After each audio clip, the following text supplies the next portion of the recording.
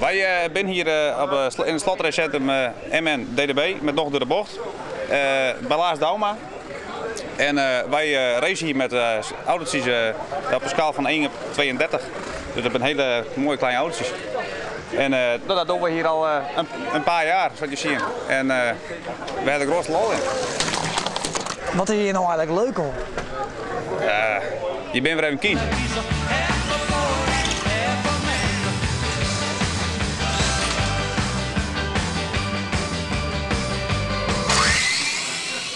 Wat voor wedstrijd is dat er? Dat is de Ninkel Cup. Ninkel is een commerciële naam, gewoon een merk. En die organiseert hier voor het eerst in Nederland, want normaal wordt het in België houden, de voorrondes van de wereldkampioenschap. En dat is dus een hele eer voor ons, want het normaal in België en nu echt helemaal in het hoge noorden. Daar ben ik ook heel trots op.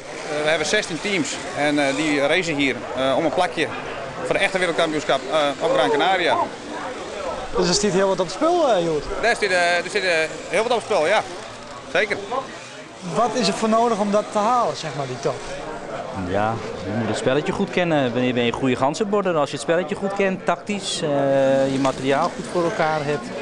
Maar ook je moet het voor jezelf goed voor elkaar hebben. Je moet een beetje tegen de stress kunnen. Hè. Nu begint de halve finale, straks de hele finale. Het zijn allemaal dingen, daar moet je toch een beetje tegen kunnen.